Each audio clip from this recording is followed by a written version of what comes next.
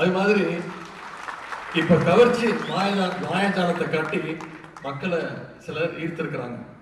இந்த கவர்ச்சி மக்களுடைய கஷ்டத்தை போக்காது, அடிப்படை பணிகளை நிறைவேற்றாது, எந்த பிரச்சனைக்கும் அது தீர்வு காணாது.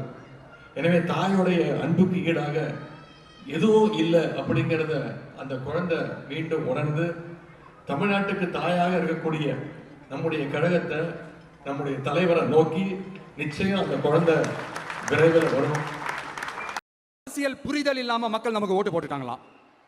இந்த கவர்ச்சியில மயங்கி மக்கள் நமக்கு ஓட்டு போட்டுட்டாங்களா? நான் என்ன சரி விடுங்க.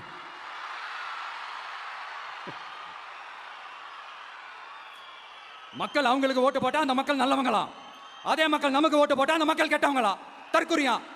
இதே மக்கள் தான் இத்தனை வருஷமா உங்களுக்கு ஓட்டு போட்டுட்டு இருந்தாங்க. உங்களுக்கு மட்டும் என்ன வேற ஏதாவது பிளானெட்ல இருந்து குதிச்சு ஓட்டு போட்டு போனாங்களா? தற்குறியாமா? தற்குறி நல்லா வருது வேணான்னு பாக்குறேன். எங்க அண்ணன் விஜயகாந்த் அண்ணன் சொல்ற மாதிரி